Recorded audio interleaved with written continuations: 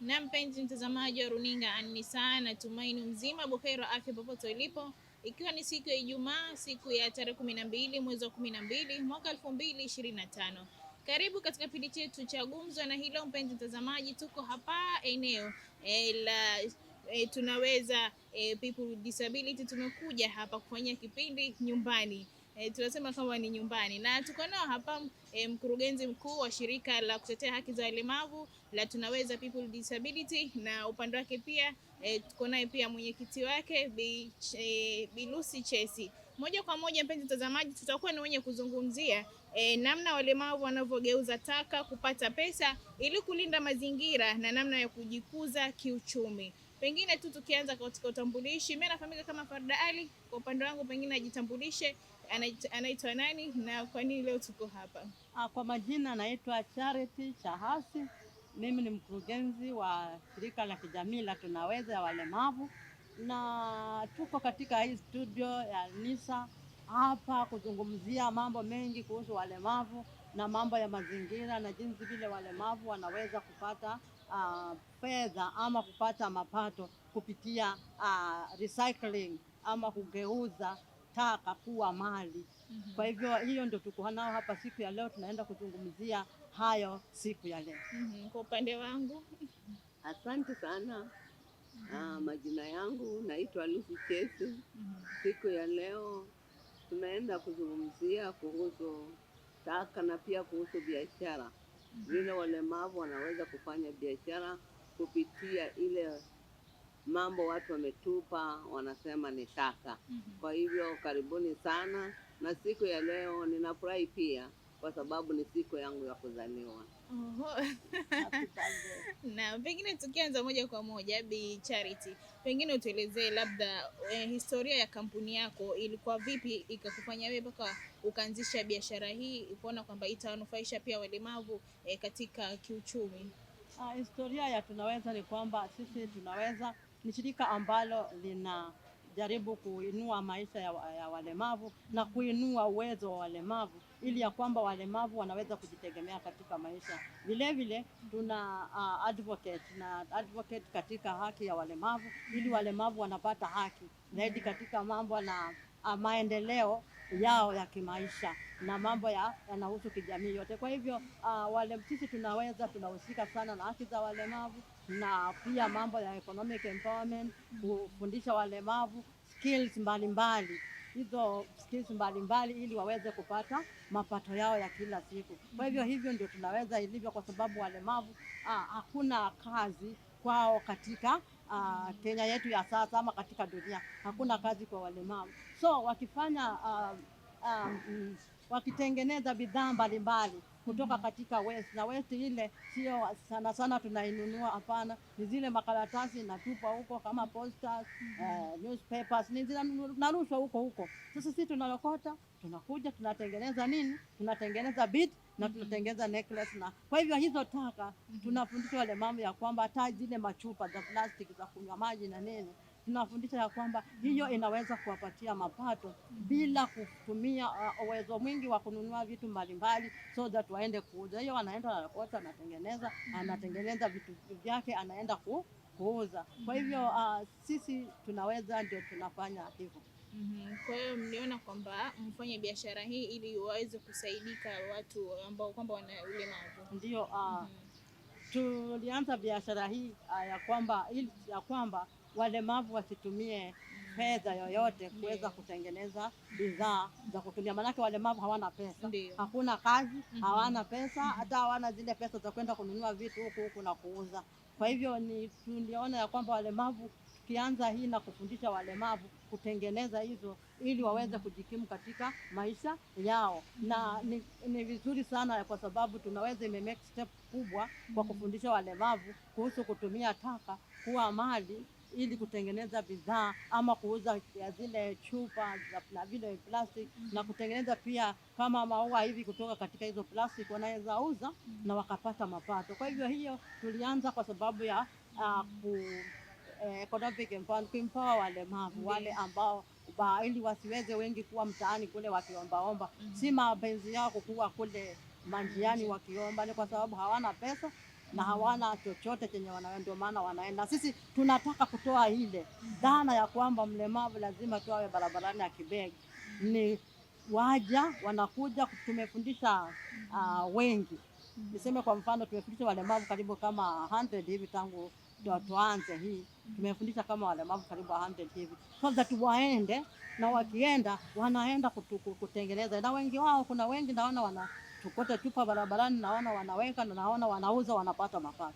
Wengine nimeona tangu tuwafundishe, naona wanatengeza vitu vyao kutoka kwa hizo makaratasi na wanaweza kuuza. Kwa hivyo tulianza hii kwa sababu ya kuinua uwezo wa walemavu, isiyo wanaomba barabarani, isiwe wanakaa tu kwa nyumba. Hapana, ni kwamba wanaweza kutengeneza kitu fulani na kupata mapato.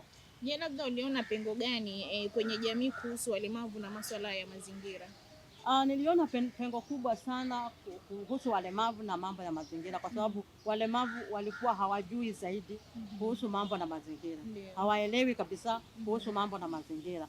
Na tangu tuanze hii, ilikuwa ni last year, tangu tuanze hii program, ni kwamba tulienda katika vijiji kabisa, huko kwa vijiji. Tulifundisha walemavu ambao walikuwa ni 10 ambao tuliwaweka katika sehemu all wards ambao ziko katika Nyali 6 wards. Kulikuwa walemavu wawili kwenda kufikia katika zile nyumba za wale walemavu na kujua walemavu wanaishi vipi na mahali walivyo. Na katika ile research tunapata ya kwamba walemavu wengi wanaishi katika slum, mahali ambapo maji ikipita inawaingilia na hawana mahali tena kwenda kukaa wala lolote la kufanya. Kwa hivyo katika hii tulipata ya kwamba walemavu wanadhurika zaidi na mambo na kuhusu mazingira na hawaelewi. Maanake kuna wengi tunauliza mambo na mazingira ni vipi, hawaelewi. Kwa hivyo sisi kama tumeweza kuwaeleza na kusensitize hao walemavu waelewe kuhusu mazingira. Ni kwamba ukikaa mahali ambapo pako safi, kuna nini, afya inakuwa mzuri. Na tena hiyo kama kuna taka ama kuna maji yanapita mahali, mvua ikinyesha, tunawaambia ya kwamba unatoka pale mahali unaenda kuishi mahali ambapo pako maji hayaendi.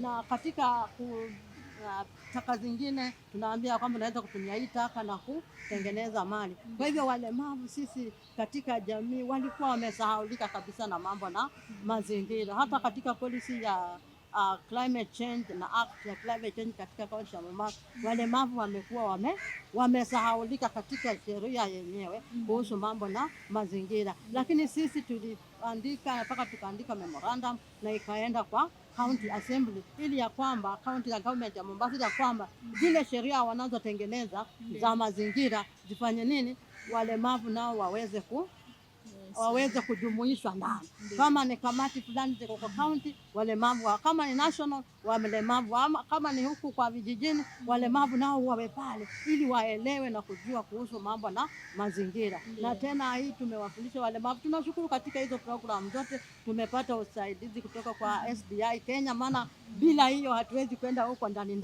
na kuweza kufundisha. Kwa hiyo SDI Kenya tunawashukuru kwa sababu ya hiyo usaidizi walitupa, na Voices for Just Climate Action VCA pia nao tunawashukuru kwa sababu ya kusupport hii program iweze kuendelea zaidi. Maana bila hao, na tunaomba ya kwamba watu wengine, wafadhili wengine waangalie mashirika kama tunaweza hivi, wanakuja na waje kusaidia zaidi ili hii program iendelee zaidi na tufikie walemavu katika vijiji vyote katika Mombasa hii county.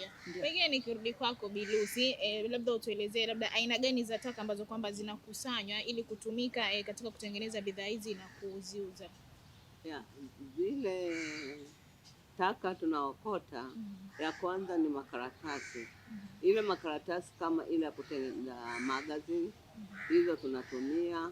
Posters, wakati wa elections inakuja, sisi tutakuwa tumepata nini? Tumepata materials nyingi sana ya kutengeneza.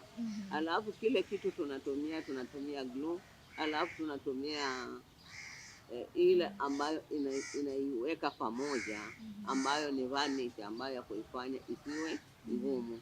Kwa hiyo baada hiyo sisi tunachukua tunatengeneza, na hiyo inatengeneza kama ni shanga nzuri sana. Kama tuseme ni ile ya kuweka kwa mkono, ni nzuri sana. Kwa hiyo tunatengeneza vitu tofauti hata magazeti haya tuna stock pia, tunatengeneza bits kutoka kwa magazeti.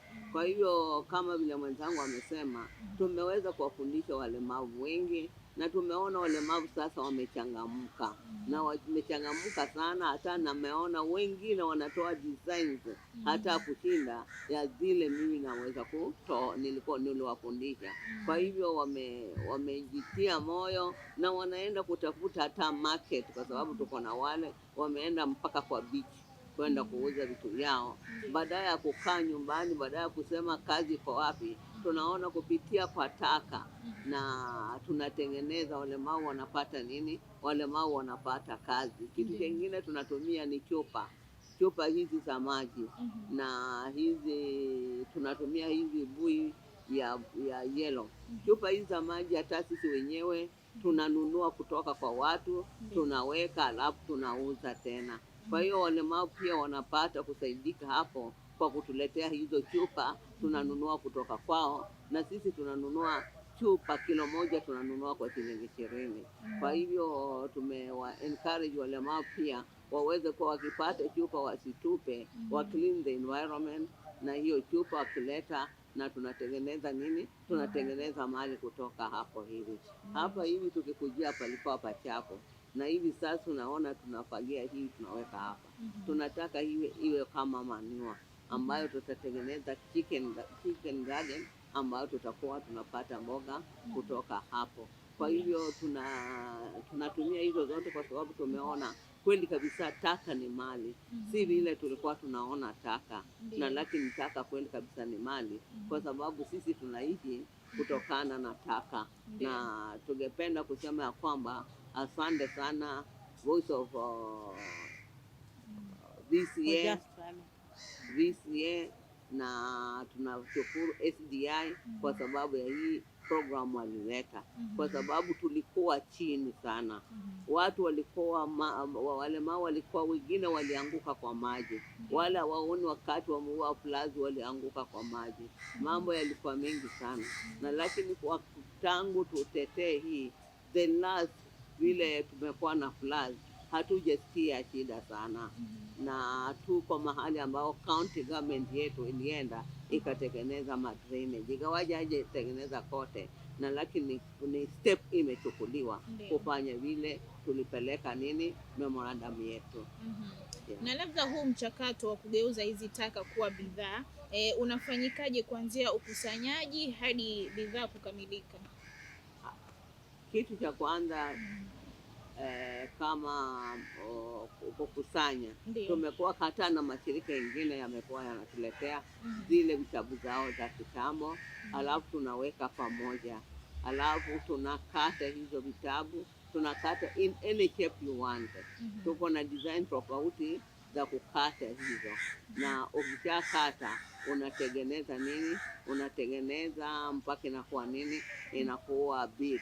Hasa ukishatengeneza unaweka kwa uzi. Ukishaweka kwa uzi unaweka mpaka saa ile utaweka kwa nini? Utaweka kwa vanity. Na ukiweka unaanika. Ukishaanika ukitoa it is already bead, ambayo tu ukiweka kwa maji haiwezi kuyeyuka. Kwa hivyo ni nzuri sana, hata ni nzuri kushinda hizi bidi tunanunua kutoka madukani. Na labda ni vifaa au labda teknolojia gani ambazo kwamba zinatumika katika kutengeneza vitu hivi? Tuseme walemavu sana wako na talent. Na si ati tumesomea hiyo, hapana. It is a talent ya kwamba ukiona kitu unaona ninaweza kutengeneza kitu fulani kwa kitu fulani. Kwa hiyo unajaribu na unagundua ya kwamba umetengeneza kitu kizuri ambacho kinaweza watu wanaweza kupenda. Kwa hivyo si masomo ama nini, ni ile talent ambayo mlemavu amezaliwa nayo. Kwa hiyo tuseme kwa fupi hakuna mafunzo ambayo kwamba mmepeana, ni talent tu kutoka kwa yule mtu. talent kutoka kwa sisi. Unajua si kila mtu anakuwa na talent. Ndio. Sisi tuko na ile talent ya kwamba tunaweza kubuni vitu kutoka kwa vitu fulani. Kama mambo ya kutengeneza makaratasi kuwa taka, ni ubunifu wetu ambao sisi tulibuni. Na wakati tulibuni hivi tukawa tunatengeneza, tunauza. Ndio tukasema kwa sababu tunaona watu wanachoma vitabu, wanafanya nini, tukasema tufundishe walemavu wenzetu kama sisi tunaweza kupata lishe kutoka hapa. Kama tukifundisha walemavu wengi, kwa sababu hatuna furaha kuona walemavu wakiomba jirani. Kwa hivyo tukasema acha tuwafundishe walemavu wenzetu kuhusu kutengeneza kutengeneza necklaces, kutengeneza vitu, kwa sababu shida ya mlemavu ya kwanza kupata material ya kutengeneza vitu fulani ni shida, kwa sababu material ni lazima uende kununua, na kwenda kununua ni very expensive. Na ukimtuma mtu aende kukununulia ndio inakuwa zaidi sana. Atakwambia kitu chenye amenunuliwa shilingi 3,000 atakwambia 6,000. Au ni relative ama nini, watakwambia hivyo. Kwa hivyo, na kitu cha pili, hawana pesa. Hatuna pesa ya kutengeneza ya kununua material. Kwa hivyo kama tunaweza produce our own material na tukapata kitu kama glue inapatikana kwa local shop. Ukipata kitu kama varnish inapatikana kwa local shop. Only ukienda one town unanunua fishing line, hata siku hizi ziko kwa local shop. Kwa hivyo ukipata hizo na ukatumia hizo kutengeneza, ita cut cost ya mlemavu kwenda kule na kufanya nini na kutafuta nitafanya nini, alafu baadaye asiwe na kazi ya kufanya. Akaya akaone the only alternative ni kwenda jiani kufanya nini, kuomba. Unajua pale jiani tuko na walemavu wengine hata wamefika university, kwa sababu hakuna kazi. Anaona hawezi kukaa nyumbani, hawezi kufa njaa, ni lazima aende kufanya nini, aende kuomba. Kwa hiyo tunajaribu kutoa hiyo wazo ya kwamba ni lazima wewe mlemavu uende wapi, uende jiani, uende kuomba. Tunatoa hiyo wazo kwa kuwafundisha kile walemavu watafanya, so that wasiweze kwenda jiani wakiomba. Na walemavu ambao tumetaja hizi walemavu wengi, na lakini most of the walemavu ambao tunawahitaji na tunataja ni youth with disability. Na youth with disability tumewafundisha over 100 youth with disability kwa mambo ya taka ni mali, na wageuze takataka kwa nini, kuwa mali. Na pia tumewafundisha mambo ya entrepreneurship, ya kwamba wanaweza kufanyaje biashara kupitia hiyo kazi, tumewafundisha. Kwa hivyo hii kazi ni kazi yenye talent ambayo sisi tuko nayo, na ile talent ambayo tunaikosa kwa watu wengine. Na pengine tukirudi kwako, labda sofa walemavu wangapi ambao kwamba wameweza kupata mafunzo haya, na sasa pia wengine ambao kwamba wanaendelea kupata mafunzo haya? Kwa wasaa hii takriban walemavu tumewafundisha ni walemavu kutengeneza bidhaa ni walemavu 30 ambao tumewafundisha. Alafu tukiongeza na tumefanya activity tofauti. Kwa hivyo hizo activity tulikuwa na watu kwanza tunafundisha walemavu 30. So katika hivyo yote tumepata takriban walemavu 300 ambao tumewafundisha kuhusu mambo na taka na pia mambo na biashara. Kwa hivyo hao ni walemavu tumewafundisha na wanaenda kufanya hizo biashara wenyewe na kutengeneza bidhaa. Na labda ni walemavu walemavu wa aina gani ambao kwamba wanashiriki katika hii miradi? Walemavu ambao wanashiriki katika hii miradi ni walemavu, unajua kwa walemavu tuna tofauti. Kuna wale ambao waoni, kuna wale ambao hawasikii, tuko nao hapo pia wanatengeneza vitu. Unajua kila mmoja anaweza kutengeneza. Kwa hivyo kuna wale ambao waoni, kuna wale ambao hawasikii, na kuna wale ambao wako viungo, na pia kuna wale ambao wako cerebral palsy. Kuna wale ambao wako CP, pia wale hao pia tuko nao katika kutengeneza. Kwa wote mnachukua kwa pamoja? Hao wote tunawachukua hapa pamoja, wanajifundisha the same thing, na kila mtu anatengeneza kitu chake kenye anaweza kufanya. Na labda pengine huu mradi huu umeweza kuwabadilisha vipi maisha yao ya kiuchumi na pia watu wengine huko nje? Maisha yao imebadilika kiuchumi kwa sababu baada ya sisi kuwafundisha kuhusu taka na kutengeneza mali kutoka kwa taka, kuna walemavu wengi ambao wameenda kuanza kufanya hiyo biashara. Wengine kunao wanarokota chupa na wanapata mapato kutoka hapo na hawaendi tena barabarani kuomba.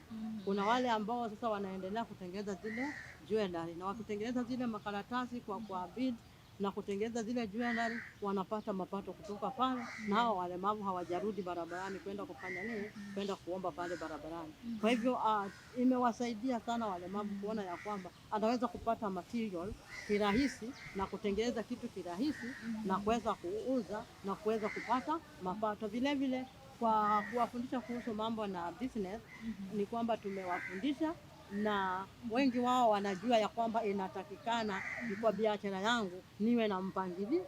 Ninaanza na pesa hii na inatakikana pesa hii ikuwe ni ya biashara, na pesa za nyumbani pia zisitumike kwa biashara. Pesa za biashara zisitumike kinyumbani, mpaka ubadilishe mambo, utenge pesa za biashara, utenge pesa zako za nyumbani na pesa zingine zote. Na vile atafanya zile biashara na kuchange. Unajua unafanya biashara, unaona ina change, una change pia unaendeleza biashara nyingine tofauti. So ile nyingine pia ikija kupiki pia unaendelea. Kwa hivyo tumewafundisha ya kwamba wanaweza kufanya hata multiple businesses, kwa sababu unaweza kufanya biashara hii na tena isifanye. Unaona, anaenda kwa chupa. Akiweza chupa ikiendelea bidi sasa nazo pia market imepatikana inaendelea. Na vile vile pia tumewafundisha mambo na kumarket zile bidhaa zao kwa online. Na ni rahisi kwa mlemavu kumarket online ili ya kwamba aweze kupata customers haraka. Na tumeona ya kwamba wengi wao wameweza kuweka bidhaa zao online, zile wanatengeneza na wanaweza kupata customers kutoka online. Kwa hivyo imewabadilisha maisha yao na imebadilisha vile walikuwa wanaview hao. Taka ati haiwezi kuwa kitu ambayo inaweza kutengeneza kitu ikaendelea, na pia mlemavu ati hana vile anaweza kufanya biashara pana. Na ni vizuri sana kwa sababu sisi walemavu wenyewe pia tulikuwa nafundisha walemavu wa hao walemavu. Unaona, sasa wanaona mfano ya kwamba wanatufundisha na wameendelea hivyo na biashara hii ya taka. Na sisi pia inatakikana tuendelee na tusonge mbele. Kwa hivyo imebadilisha maisha yao vile wanaangalia mambo. Na pia kule wale walikuwa na zoea sana kwenda barabarani. Unajua wengi wao walikuwa hapo. Wale watazoea sana kwenda barabarani kuomba, hawaendi sana kule barabarani kuomba. Pengine labda kuna kahadithi kamoja fupi kwa mtu mmoja ambaye kwamba labda ameweza kufanikiwa sasa hivi uko mpaka uko proud na yeye. Kuna kahadithi na kahadithi ni kwa kijana mmoja hapa. Wacha nianze na msichana maana ni mbili. Naanza msichana kwa sababu women first. So naanza nako kahadithi. Kuna msichana hapa anaitwa Emelda. Na huyu msichana ni miaka tu 18 mpaka 25. Na huyu msichana ameweza zile products zenye anatengeneza, ameweza kuzitengeneza, anaweza hata ukiangalia ile online vile anapost zile vitu online na vile market anapata ni nzuri sana. Kwa hivyo imebadilisha maisha yake vile alikuwa anaangalia, na pia tunaona ya kwamba pia katika tunaweza ana promote products za tunaweza pia, na hizo products pia zinauzwa na tunaweza kupata mapato kupitia online. Alafu vile vile kuna kijana mmoja ambaye anaitwa Alex ambaye pia naye amesikia hayo mafundisho nikamuingia ndani. Na vile hiyo mafundisho imemuingia ndani sana, anatoka hata anachukua bidhaa, anatoka anaenda nazo. Zingine anauza online zake na za tunaweza. Zote anauza online na sisi anatuletea zile zetu pesa, na yeye ana biashara zake pia zile anafanya kupitia online. Kwa hivyo unapata ya kwamba maisha ya mlemavu inabadilika. Kuna yule ambaye haoni. Ametengeneza bidii zake mzuri sana, necklace zake mzuri sana. Ametengeneza vizuri sana. Na vile ametengeneza vizuri, anaenda anauza, anaenda pale Pirates. Anaweka pale, anauza polepole, na nimeona ya kwamba anaendelea kuuza vitu zake polepole na zinaenda mbele. Naye anaitwa Sara. Sara amekuwa ni a very good example kwa sababu ya hiyo, manake yeye haoni lakini anatengeneza zile beads na anatengeneza vizuri na anaweka kuanzia process yenye inaanza mpaka mwisho mpaka anatengeneza zile necklace na akitengeneza zile necklace anaenda kuuza necklace zake huko beach. Ndio. Na nimeona maisha yake, na maana kuna wengi wao wamekuwa wanaomba barabarani, lakini saa hii hawaombi tena barabarani. Labda tukirudi kwako Bi Lucy, pengine je, mradi huu wenu umechangiaje katika kupunguza uchafuzi wa mazingira kwenye jamii? Hii mradi wetu imesaidia sana kwa sababu imesaidia takataka hizo makaratasi hazichomwi tena. Baada ya kuchoma hizo makaratasi tunatengeneza kwa kuwa beads ambazo zitalast for a long time na hazitachomwa tena. Kwa hivyo imesaidia sana kusaidia mazingira na pia kusaidia kwamba makaratasi huwezi kuyapata yakitupa ovyo ovyo. Ni kwamba makaratasi hauwezi kuyapata, na tumetengeneza in that watu wakajua ya kwamba taka, ukiangalia taka unatakana uangalie kuwa ni mali, usiangalie kuwa ni kitu ambacho mweke hapo kikaoze kikafanye nini. Hapana, takataka ni mali, takataka inasaidia, takataka inapeana lishe. Kama vile mwenzangu amesema, ningependa tu kusema kuhusu yule anaitwa Eric. Eric ni yule alipata accident. Kwa hiyo wakati Eric alipata accident, Eric alikuwa devastated in life na akafikiria ni nini atafanya, akafikiria atafanya nini. Kwa hiyo Eric alikuwa anakaa ndani ya nyumba kwa sababu yeye alikuwa na kazi kubwa, alikuwa na gari yake, na lakini alikuwa anakaa tu amejihurumia.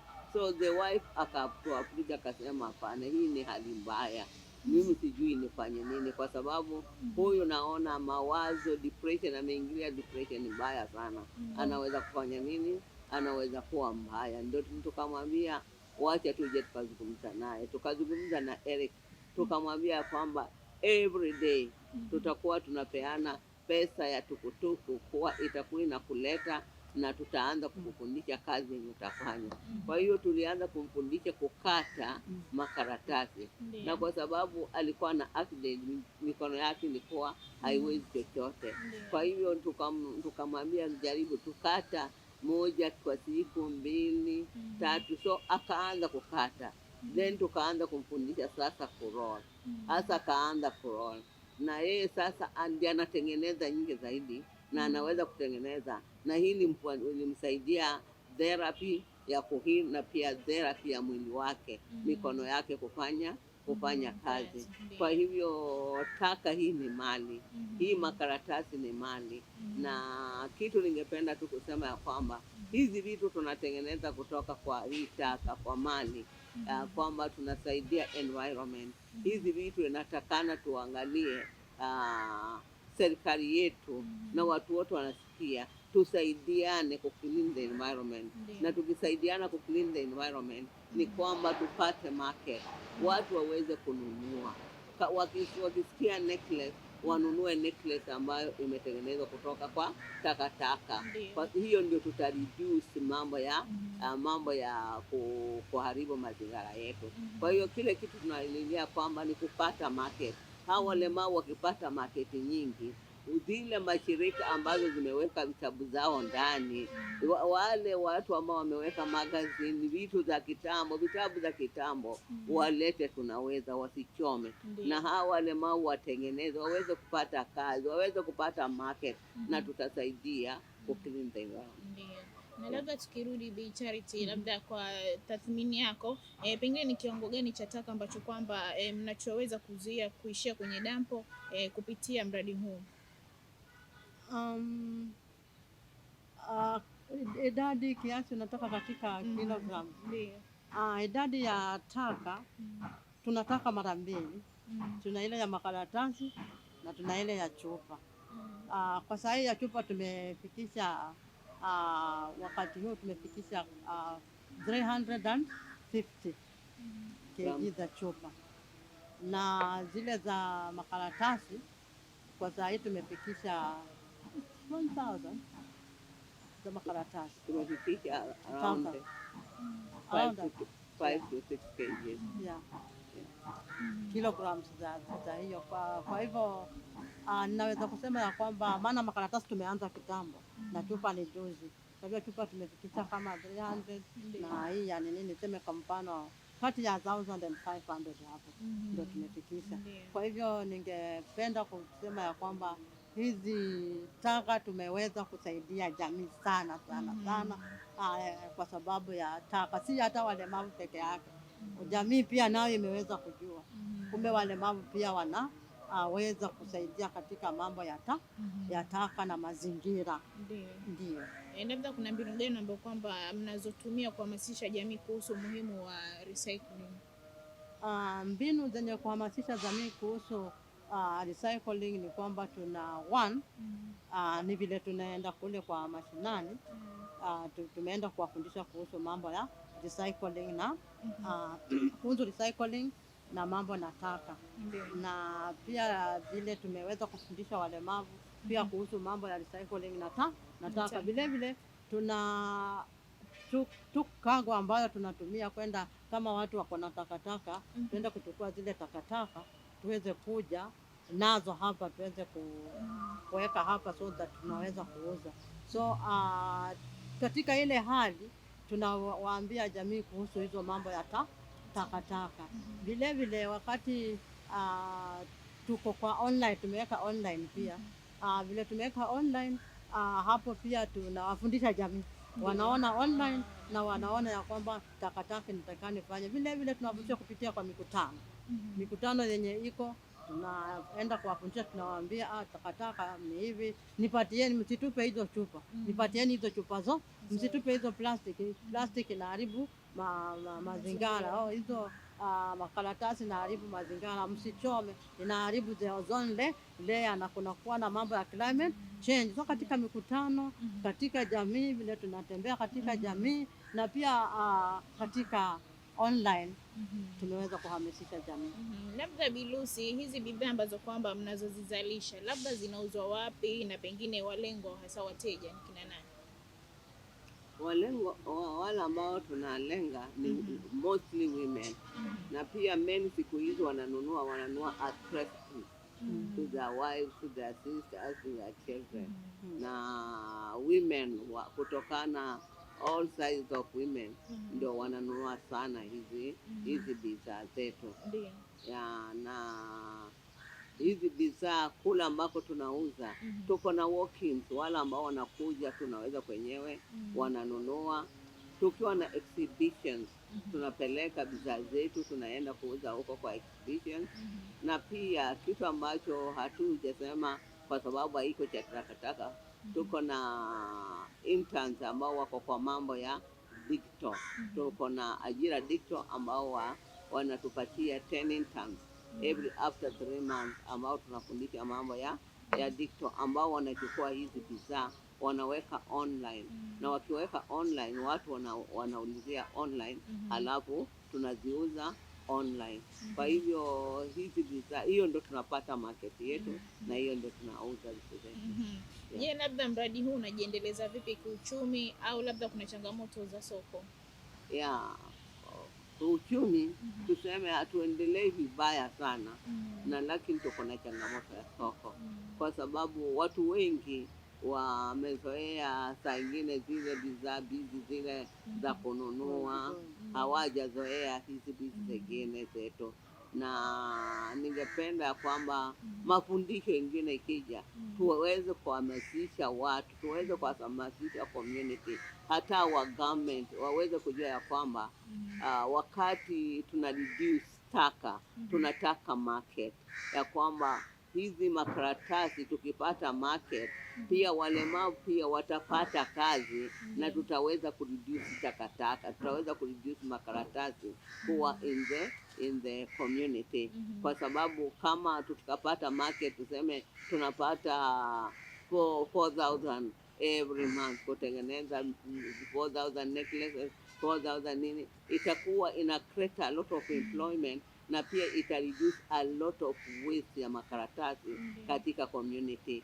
Pia hizi chupa zitakuwa reduce, kwa sababu tulitengeneza maua tukapeleka hoteli mahali fulani fulani, wakatuambia hapana, hawa wako na maua zile zingine.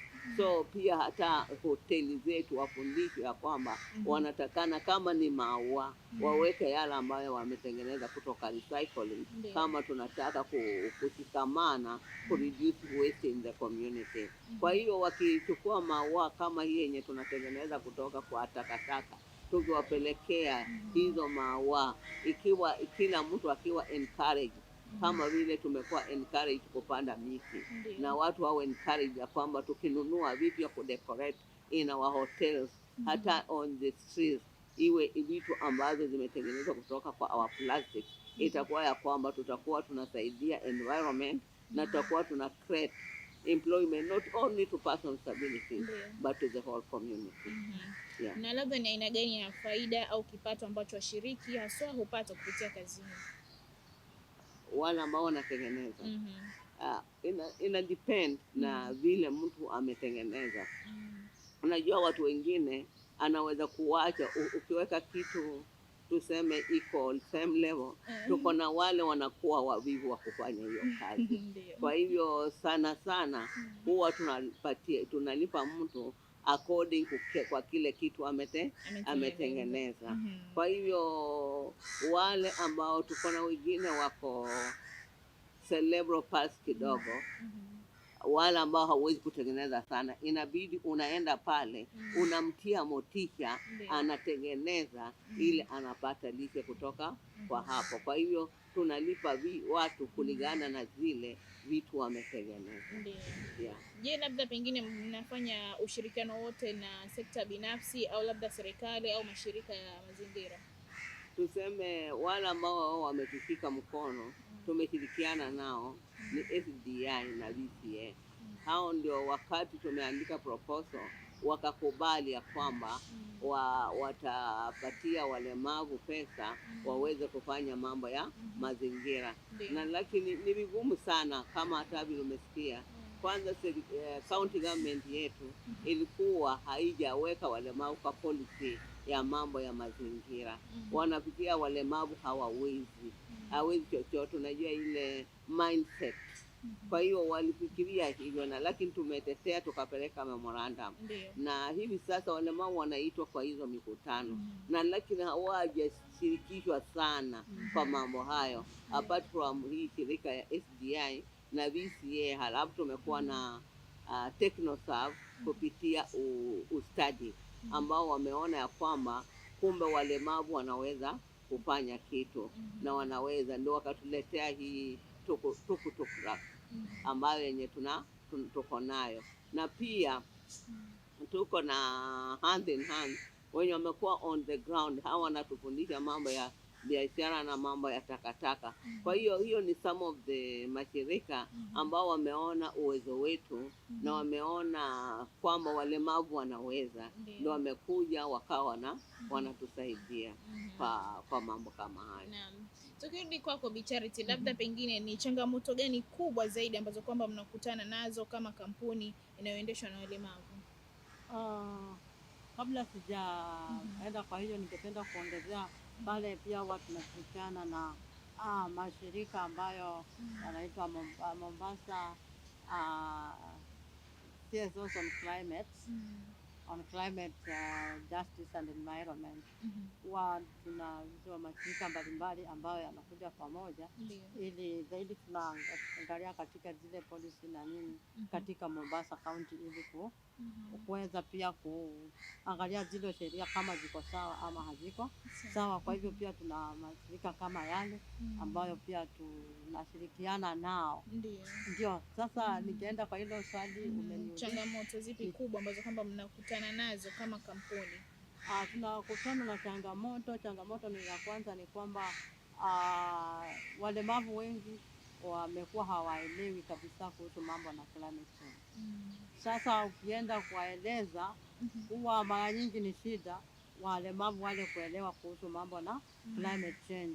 Alafu pia ile mobility yao, kama umewaita kutoka mahali kuja mahali kwengine kama kujifundisha hapa, huwa ni shida mpaka wale walemavu wakuwe na transport pia kuwapatia waende pale wametoka. Kwa hivyo huwa kuna shida na mambo mengi, kama wale ambao hawaoni wanahitaji kuwa na guide ambaye atawaleta, wale ambao wasikii wanataki kuwa na sign language, hata wale ambao wako kwa wheelchair na wale wa physical wengine pia wanahitaji msaidizi. Lakini unapata kwamba kama kwa mfano mashirika yakipeana hiyo fedha, hiyo mambo mengi labda saa hizi wanakumbuka tu sign language interpret, lakini guiders huwa ni vigumu sana kwa mashirika haya kukumbuka kutakana wale wako physical, wale wako physical na wale wengine pia wanakuwa wheelchair, wanahitaji pia guide ambaye anaweza kuwaguide. So unapata ya kwamba juzi nimekuwa kwa mkutano wa human rights, kuna mwingine akasema, unajua mikutano mingine yetu hatuwezi kuita hao walemavu kwa sababu walemavu lazima mpaka wahitaji transport, wahitaji nini na nini na nini.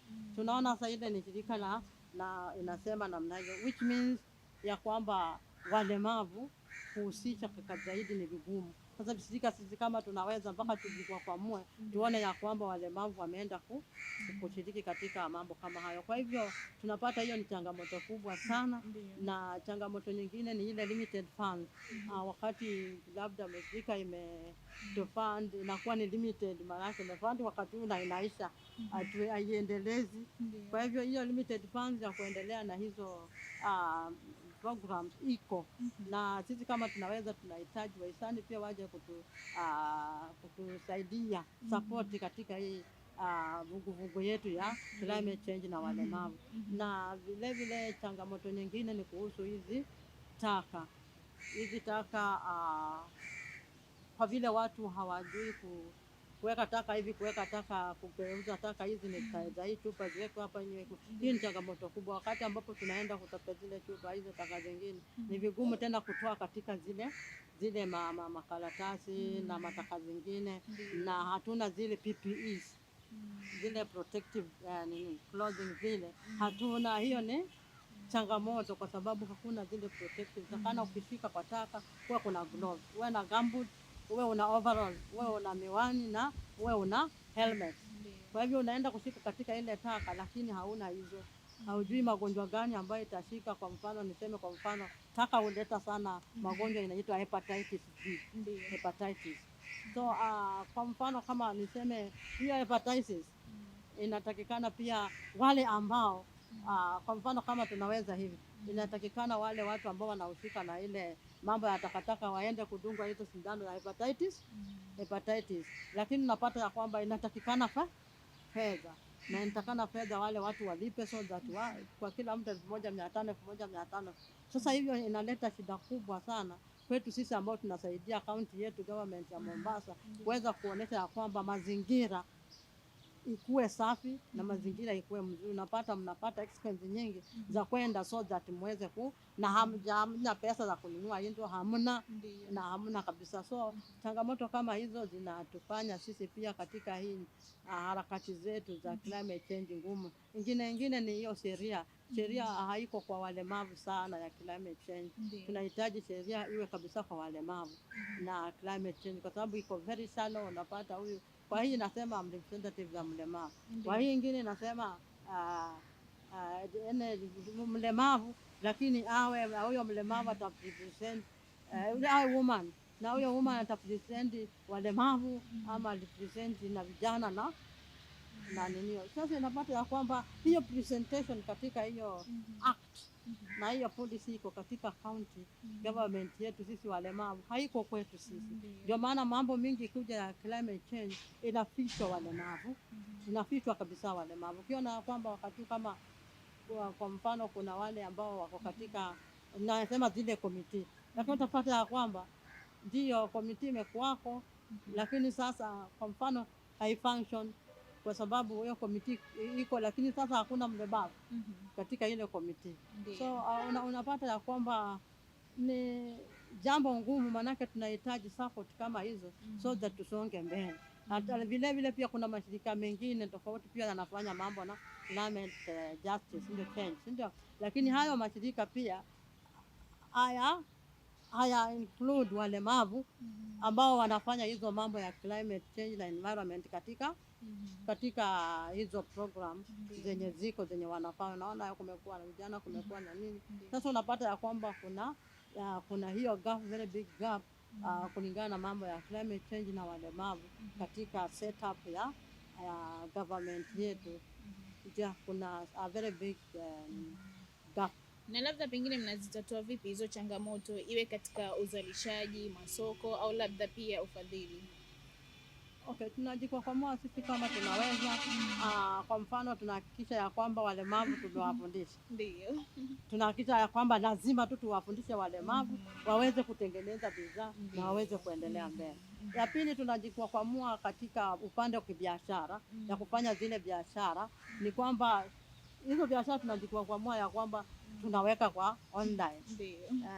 So that pia tupate customers kutoka online. Ehe. Vile pia tunajikwakwamua, tunaona ya kwamba kuna exhibition mahali, natuma wanaenda kwa exhibition kwenda kuuza pale. Vile tunajikwakwamua katika shughuli yani za nyingi, hata niseme hata kujumuisha walemavu, na sisi tunaenda hivyo hivyo kama tunaweza. Tunasema lazima walemavu waweko, hata kama hamtaki tusikuje kwa mkutano hii, hata kama hamtaki sisi tusikue hapo, lakini tumesema walemavu lazima wajumuishwe katika hizo harakati za climate change. Ndio. Na labda pengine nahisi kwamba jamii labda inawaelewa au kuwaunga mkono au bado wanakumbana na mitazamo hasi? Kuna baadhi ya jamii inawaelewa walemavu kuhusu mambo na climate change, kwa vile tumefundisha. Ndiyo. Tumewafundisha walemavu na walemavu wanaweza kuelewa. Hawa jamii pia wanaweza kuelewa ya kwamba walemavu na mambo ya climate change wanadhurika zaidi kushinda mtu mwingine yoyote. Na kuna wale ambao katika jamii pia hawajakuwa na ule kuelewa ya kwamba mlemavu anatakikana ahusike katika mambo na inaitwaje, environment na mambo ya mazingira. Mambo ya mazingira, mlemavu pia anatakikana afanye nini? Ahusike. Kuna wale wengi wao hawajakuwa na ule uelewa ya kwamba wale walemavu wanatakikana wahusike. Wakiona mbona mlemavu anatokota chupa, hajui ule mlemavu anafanya mambo ya mazingira. Mbona huyu anataka hizi karatasi, wanaenda kufanyia hizi karatasi, adui ya kwamba zile ni mambo ya mazingira. Sasa kuna wale hawaelewi, na kuna wale hata kama mafuriko imekujia wale walemavu kule ndani, kuna wale wanaelewa, lakini wengi hawaelewi ya kwamba takana ni msaidie yule mlemavu kutoka kwa nyumba, nimpeleke naye mahali fulani. Wanaacha yule mlemavu kwa nyumba aingiliwe na mafuriko hivyo mpaka mvua iishe. So kuna different categories ya jamii, lakini nimeona ya kwamba wakati tumekuwa tuna harakati hizi ni kwamba watu wengi wale wa jamii hawajaelewa sana kuhusu walemavu na mambo ya mazingira. Kwa hivyo sisi kama tunaweza, tunahitaji kuhamasisha zaidi. Wakati huu tumekuja kuwa tunahamasisha zaidi walemavu, lakini tunahitaji tukipata wahisani ya kwamba tuhamasishe walemavu pamoja na wale watu wengine wa jamii pia nao waweze kuelewa issues za walemavu. Ndio, na mazingira. Tukirudi kwako Bi Lucy, labda pengine ndoto au mpango wenu wa hii kampuni labda miaka 5 ijayo ni upi? Miaka 5 ijayo tunaweza iwe inaona a very big company. Tunataka iwe ni kampuni kubwa ambayo inafanya mambo ya mazingira na walemavu, kusafisha mazingira, kutengeneza vitu nyingi kutoka kwa takataka na kutengeneza kazi kwa walemavu, ya kwamba walemavu wasije wakaomba jiani tena, ya kwamba the next generation ya walemavu isiwe wale ambao wanapatikana wanaomba jiani. The next generation ya walemavu wanaweza kufanya kazi na kupata lishe yao, na kazi nyingi watafanya ili ya kusafisha mazingira, kuhakikisha mazingira yetu yako masafi, kuhakikisha kwamba watu wakiona walemavu wanaona walemavu ni kama wale ambao wana change environment, si walemavu kwa mzigo. Unajua, niko na wakati nilikuwa ninasukumwa na hii wheelchair, Nikaenda mahali nikaona tulikuwa na kitabu kizuri Ndio. ambacho kilikuwa na story. Sasa nikaona ile kitabu, nikamwambia yule ananisukuma nipatie ile kitabu kile. Akasema ujui ni nani ametupa pale. Nikamwambia hakuna shida, hata kama imetupa hapa na mtu hakuna shida, nipatie. Akaniambia nikamwambia nipatie, akanipatia. Nikamwambia hii itatoa biti nzuri, unaona mtu ametupa, tuko na watu wanaona si kitu na lakini mimi nikaokota kwenda mbele nikapata chupa, alafu nikaulizwa kwa nini wewe unajisumbua? Yaani ninajisumbua, nataka kusema ya kwamba tunataka to change the perspective ya jamii, mindset ya jamii, ione walemavu ni watu wanaweza kufanya kazi, ya kwamba in future wakitaka solution kuhusu walemavu, watu wanaweza kuja kuangalia tunaweza, na mambo ya walemavu not only in Mombasa but in the whole of Kenya iweze kubadilika, ya kwamba walemavu wanaweza kufanya kazi. Hata kupitia Anisa TV ningependa ifike mbali, ya kwamba kila mahali watu walikuwa na ulemavu wakiwa wajua ya kwamba wanaweza kupata lishe kutokana na takataka na wanaweza kuchange maisha yao. Na pia wale watu ambao kama our government tunapenda kusema ya kwamba tungependa kuwa shirika kubwa, na hatuwezi kuwa shirika kubwa kama hatuna usaidizi. Kwa hivyo kama tukipata usaidizi zaidi hapo, ile 5 years to come itakuwa ya kwamba solution itakuwa inapatikana, tunaweza. Mlemavu anataka solution, mambo ya mazingira anataka kazi, tunaweza. Kwa hivyo hiyo ndo tunataka, na pia tunataka tuwe tuna at least tuna export maybe per year tuwe tunaweza kuexport vitu about 20 million shillings kutokana na taka. Kwa hiyo ndio maoni yetu hiyo, ya kwamba tunaweza kuexport na kucreate more jobs for persons with disabilities. Pengine mnapanga kuipanua kampuni hadi maeneo mengine? Yeah. With the support and resources, sisi kitu chenye vision yetu ni kwamba empowering persons with disabilities. Tungependa tufikie kila mlemavu mahali alipo, maisha ya mlemavu ibadilike, na mlemavu wote aweze kupata kitu cha kukula. Unajua tukienda kazini, nimekuwa na lot of cases ya kwamba nimeenda kazini, mimi nimefika university lakini si kuchukuliwa kwa sababu mimi ni mlemavu. Isiyo ya kwamba mlemavu hawezi kuchukuliwa kwa sababu ni mlemavu, ya kwamba mlemavu mwenyewe anaweza create kazi mwenyewe na anaweza kufanya kazi mwenyewe. Baadaye ya yeye kwenda kutafuta kazi, anakuja kutafutwa. Unaweza kuja kusaidia hapa mahali. That is our vision. Na labda kuna aina mpya za bidhaa au ubunifu ambao kwamba mnapanga kuanzisha? Yeah, tumeanza maua. Na pia tumekuwa tunatengeneza sana necklaces na earrings na bracelets, lakini ile tumeanzisha ni tunataka kutengeneza curtains za kuweka kwa nyumba. Nimeona watu wakawa wanakata hapa kwa sababu wanakata kama hivi. Nimeona watu wakiwa wanashangaa hao wanasokota nini. Hiyo tunasokota ile ambao tutatengeneza curtains, ya kwamba watu waweze kununua curtains ambazo zimetengenezwa kwa nini, kwa makaratasi na kutumia nyumbani kwao. Na pia tunataka kutengeneza, nimekuwa na chupa, nani ako hapa na chupa? Tunataka kutengeneza vitu kama necklaces kutoka kwa vifuniko vya chupa, na pia mishipi kutoka kwa vifuniko na chupa yenyewe. Kwa hiyo hizo ni vitu ambazo tunataka kutengeneza baadaye. Sawa. Tukirudi kwako Bi Charity, labda ushauri gani ambao kwamba unaweza kuwapa walemavu wengine ambao kwamba wanaotaka kujiingiza kwenye biashara au miradi ya mazingira? Mimi ningependa kuambia walemavu ya kwamba mlemavu unaweza. Ndio. usichukue ile dhana ya kwamba watu wamechukua walemavu hawawezi, nawe ukajikunja ukatoka ukaenda unaenda barabarani kwamba unakaa pahali unajikunja. Hapana, jua ya kwamba mlemavu, wewe kama mlemavu na talent. Manake mimi najua kila mlemavu ana talent ya kufanya, na kila mtu aliyezaliwa katika dunia hii Mungu Mungu amefanya yule mtu azaliwe na yule mtu Mungu alikuwa na sababu ya kwamba wewe ukuje katika ulimwengu huu.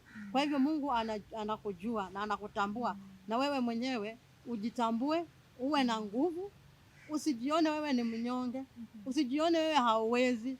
Hapana, wewe fanya jambo ambalo pia watu katika ulimwengu wataangalia, waone huyu ni mlemavu na amefanya hili. Wacha huyo mlemavu tumsongeshe mahali fulani. Kwa hivyo nataka kumwambia mlemavu ya kwamba wewe unaweza kufanya mazingira ikawa sawa katika Kenya hii, na unaweza kufanya vitu vingi, kutengeneza vitu vingi kutokana na takataka. Kwa hivyo wewe jiweke pamoja, jikusanye pamoja akili yako na uje kama unataka ushauri, wewe ndio tunaweza.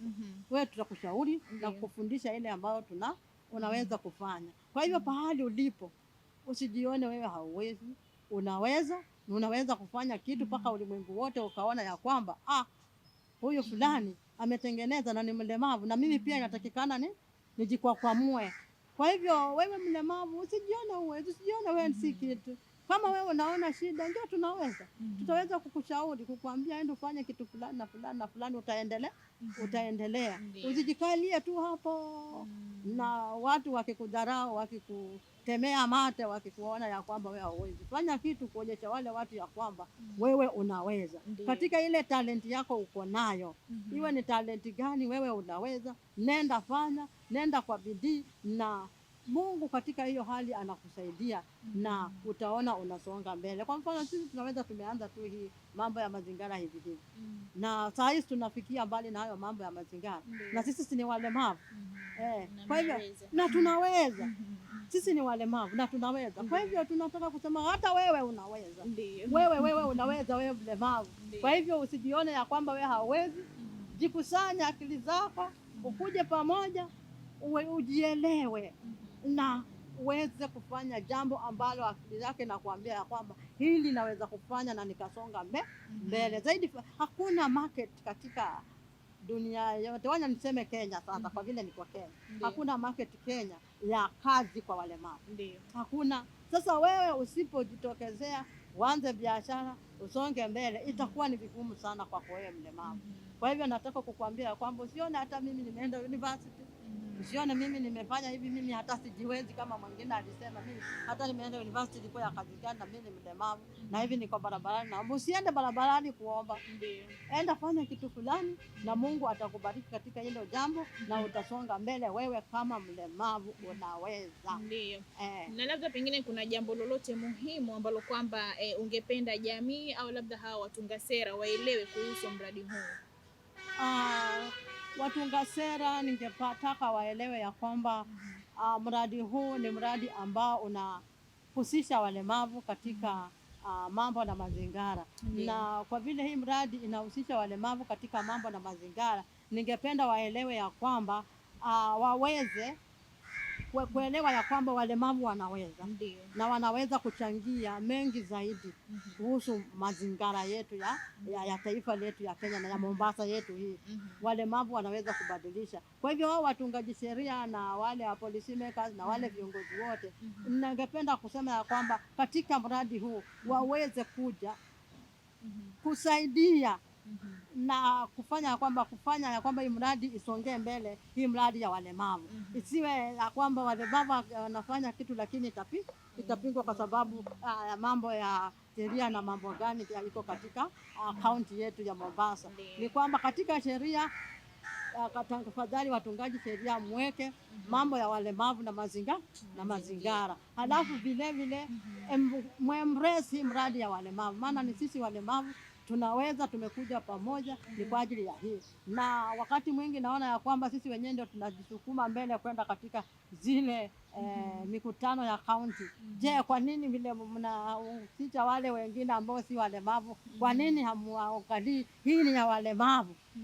Hamwangalii hii ni ya walemavu, na walemavu wameanza hii, nao tuwasongeshe mbele iwe mfano kwa walemavu wengine. Kwa hivyo ningependa kuambia viongozi na wale watungaji sheria ya kwamba hii mradi ipo na sisi tunaweza. Tunataka kuona ya kwamba walemavu wameenda mbali sana na mambo ya mazingira, hata kule nje kwenye watu wanaenda nje, wanaenda kwa mambo ya mazingira nini. Mbona walemavu sisi, kwa mfano niseme kama tunaweza, mbona wasichukulie waende huko? Maana tunafanya mambo na mazingira katika zile awards zinapeanwa. Naona wanapeana hivi na hivi, na sisi walemavu hapa zaidi kama tunaweza, tumefanya makubwa sana na mazingira. Nahitaji, na hakuna mlemavu ambaye anapewa zile awards za mambo ya mazingira ama vipi. Unaona ni watu wengine, lakini walemavu hawapewi. Ningependa wale ambao wanatunga sheria na viongozi wanaangalia vizuri katika jamii, maana saa hii inatakikana, serikali ilikuwa devolved government na tuko mashinani. Kama serikali ya Kenya si kwa mashinani, inatakikana iangalie kule mashinani. Je, wangapi ambao wako wanafanya kazi ya mazingira? Unasikia? Na kama kuna ile ya walemavu, maana yake inatakikana wapeane priority kwa walemavu. Mbona ya walemavu zisipewe priority? Unaona mambo inaenda hivi hivi tu katika serikali yetu ya Kenya. Tunataka kusema ya kwamba vile katiba yetu inasema katika chapter 4 article 54, hebu tuhusishe walemavu na hebu tuangalie ya kwamba walemavu wana haki yao katika mazingira. Inatakikana tuwe na haki, maana hakuna haki sahihi kwa walemavu na mazingira. Sisi ndio tunaweza, tumefundisha na kwa walemavu, lakini la sivyo hakuna haki hapa kwa walemavu na mazingira katika serikali. Labda tu tukimaliza, swali la mwisho, wito kwa serikali pengine ni gani kuhusiana na ufadhili wa walemavu, namna ya kutunza mazingira na kuboresha biashara? Wito wetu kama kwa serikali ni kwamba ningependa serikali zile fedha zinazokuja za mazingira, kuna fedha zimekuja katika serikali za mazingira. Ningependa kuambia kwamba tunatakana waweke percentage ya zile fedha iende kwa yale mashirika ya walemavu ambayo yanafanya kazi katika mashinani. Kwa mfano kama tunaweza na kama kuna mashirika zingine ziko za walemavu, lakini kama tunaweza, maana niko hapa, tunaweza tunafanya. Ningependa kusema ya kwamba zile fedha ziko katika county, ziko katika national government ambazo zinahusika na mambo ya climate change.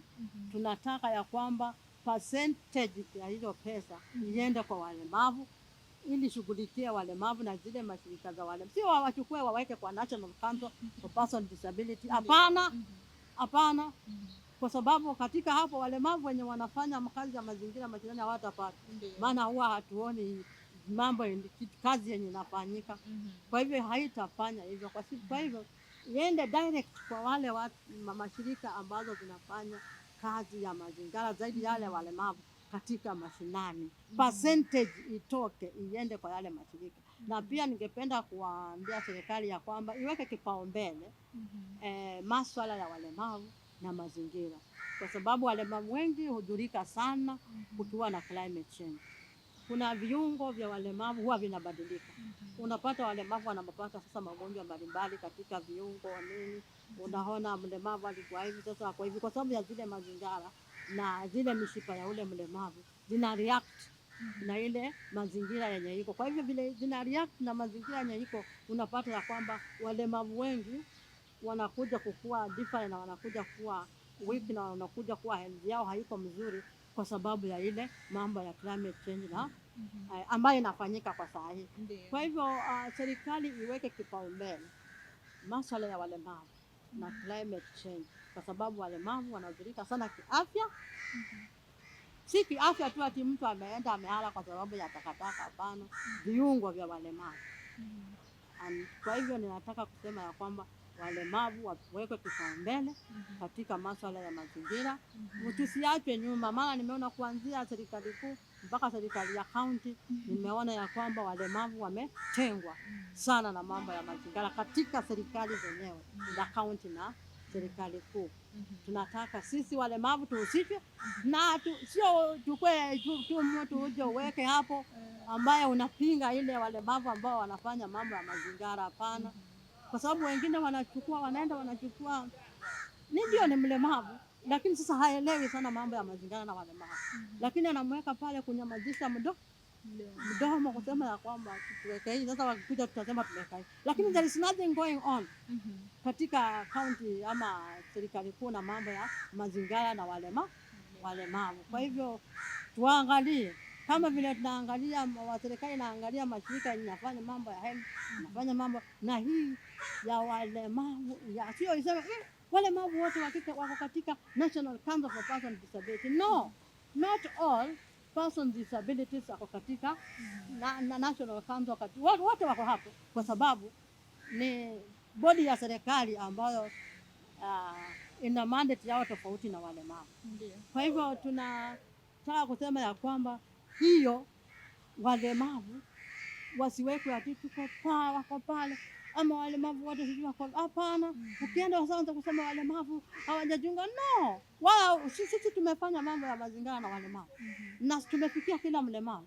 Kama shirika lingine yoyote ile ambayo inafanya hiyo mambo, isifike walemavu wanze walemavu wanakuwa na visababu kwa sababu wanataka kuweka watu wao. Hapana, ningependa kuambia serikali, niambia serikali kuu, naambia serikali ya kaunti ya kwamba walemavu wahusishwe kikamilifu katika mambo ya mazingira. Ndio, la sivyo tutaendelea kupush kama tunaweza na kupush na kuwapush kuhakikisha ya kwamba wamefanya. Hawatasema watafinyilia walemavu chini.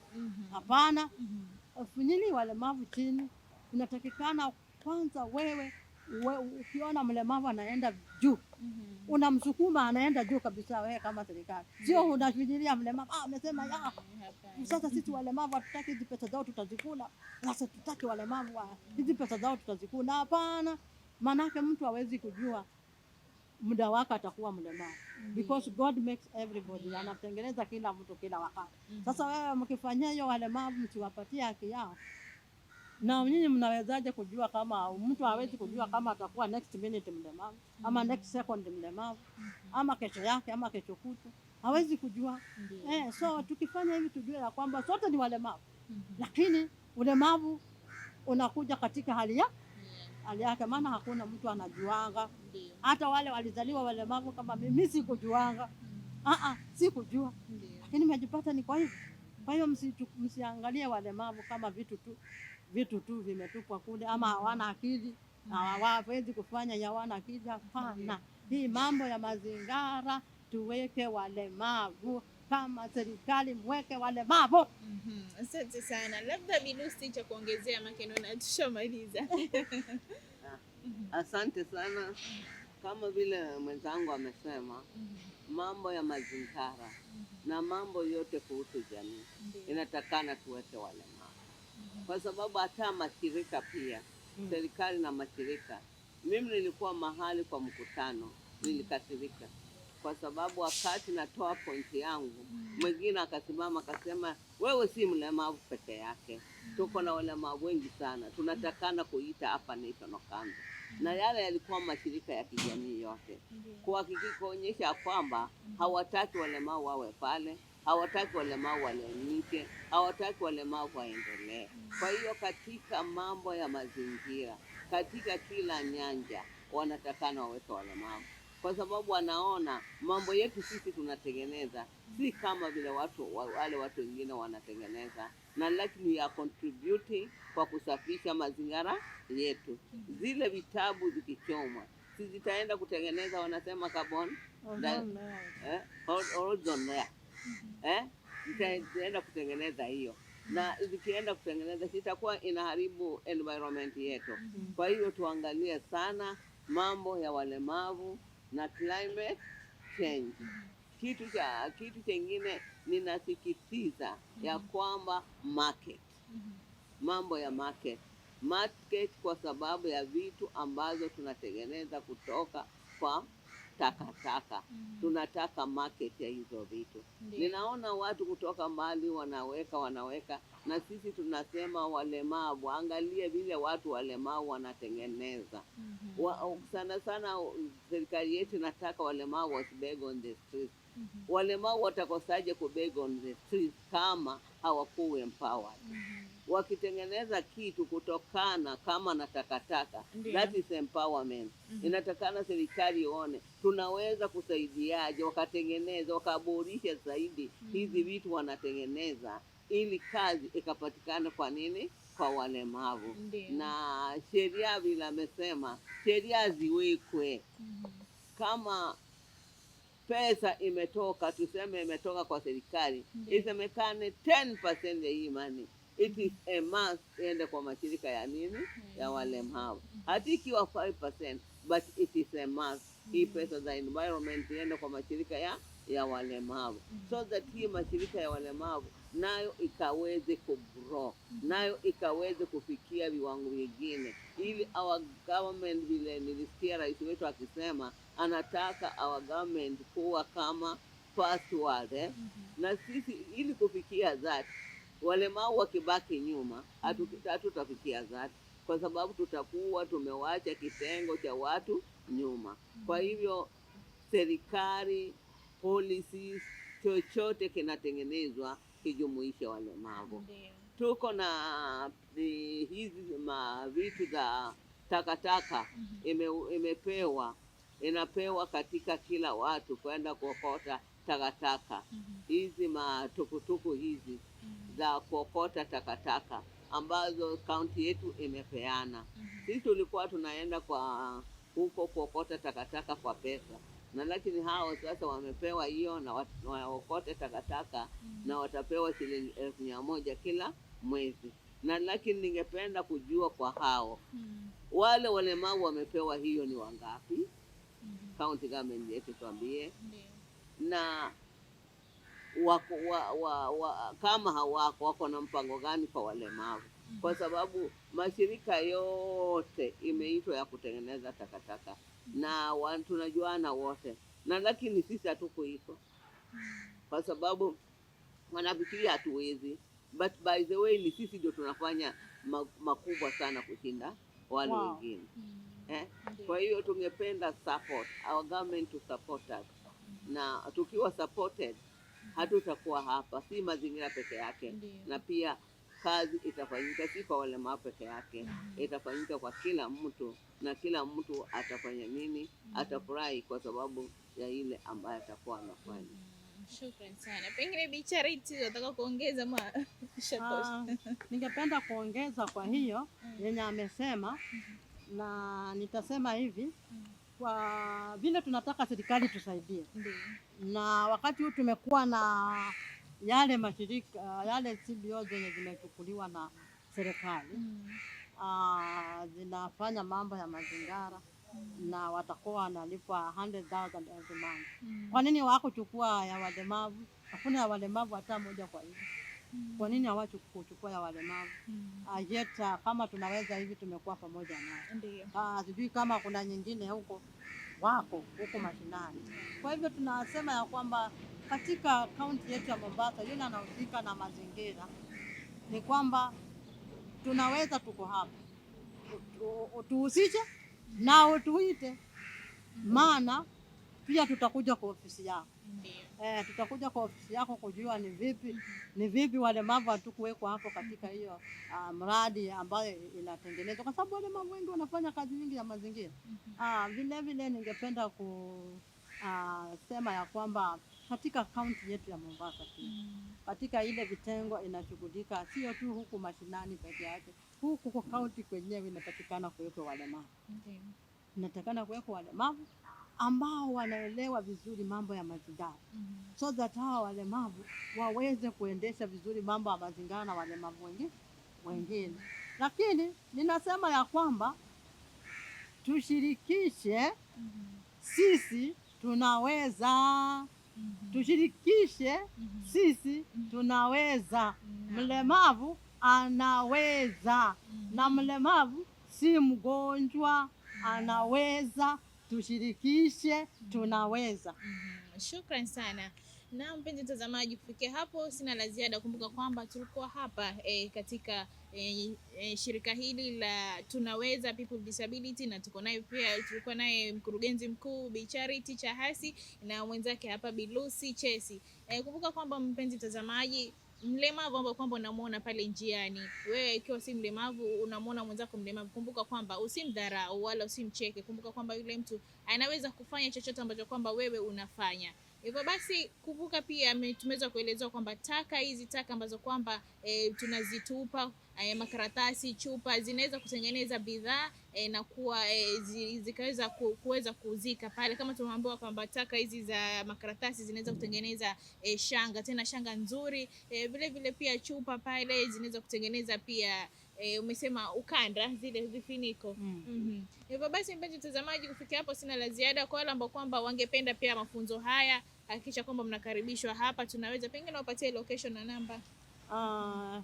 Sisi Tunaweza tuko hapa Bombolulu stage ya Bombolulu estate pale. Ukipita utateremka hivi utaona Tunaweza iko hapo. Tuko mara mbili na tuko hapa pia stage ya bus ambapo tunafanyia mambo ya workshop. Na ofisi iko pale Bombolulu estate opposite veterinary clinic. Na hapa katika workshop yenyewe hapa tuko opposite Samari Furniture ama next to Lilco Windows. Kwa hivyo tuko hapo, na namba ya simu ambayo unaweza kutufikia ni 0792765821. Na nilisahau kuambia ya kwamba tuna hiyo si peke yake ya kutengeneza nini, tunatengeneza peanut butter. Tunatengeneza peanut butter. Na hiyo peanut butter ni tamu sana, tunaita onja utamu. Kwa ile pia wanataka kuja kununua, kumbuka kwamba ni vitu ambavyo kwamba vinauzwa. Mpenzi mtazamaji, kama umependa, hakikisha njoo ununue vitu ambavyo kwamba ni natural kutoka kwa mazingira, ama tunasemaje, vitu ambavyo vinatoka kwenye taka. Kisha mpenzi mtazamaji, unafika hapa kuweza kununua vitu hivyo. Mimi na la ziada. Kumbuka kwamba naitwa Farida Ali na tulikuwa hapa katika kipindi cha Gumzo na mabibi hawa kina Charity na Chesi. Kwa heri mtazamaji. Kwa heri. Hii ni An-Nisaa TV.